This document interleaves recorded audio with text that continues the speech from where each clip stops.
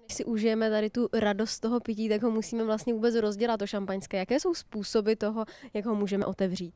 Jsou samozřejmě způsoby, jak si mnozí z nás můžeme představit, jsou způsoby, které můžou být až trošičku vulgární, ale to jsou takové ty způsoby, které mnozí znají.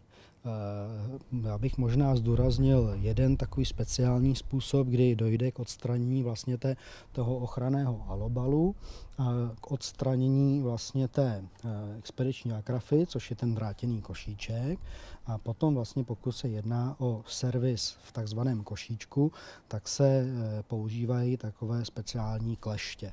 A to z toho důvodu, že vlastně těma kleštěma uzavřete ten špunt a máte větší páku na tu rotaci anebo vlastně na ten pohyb takový pákovitý, kterým si pomůžete ten špunt povytáhnout, a potom doporučuji rozhodně velmi, velmi vhodné použít vlastně bílý plátěný ubrousek a vlastně překrýt ten špunt, tu korkovou zátku a postupně pomalečku to vytáhnout.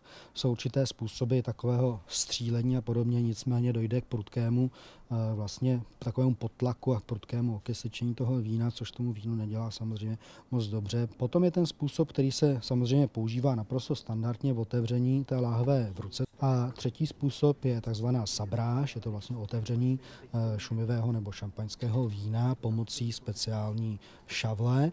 V poslední době se to často objevuje, ať už jsou to fotky v různých časopisech, nebo právě v televizi můžete vidět z různých záběrů, jak je možné opravdu i láhev šumivého vína otevřít šavlí. Jak taková sabráž probíhá? Taková sabráž vlastně probíhá hlavně pomocí dvou základních takových aspektů, které je potřeba dodržet. Jedna z těch podmínek je dobře nachlazená láhev.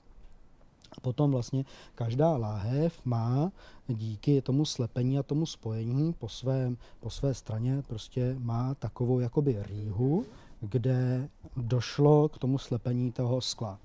A vlastně ta šavle jede potom z páru a jede a pomalu vlastně rychlým švihem narazí na kraj toho hrdla a dojde k odseknutí toho hrdla. A musím říct opravdu krásným, čistý šéf, nemusíte se bát, že by v tom byl nějaký střep. Všechno právě prostřednictvím toho tlaku, který v té lahvi je, dojde k odstřelení vlastně toho hrdla i s tím špuntem, i s tou zátkou, i s tím vším, co vlastně tam máte, co tam ještě všechno eventuálně zůstalo.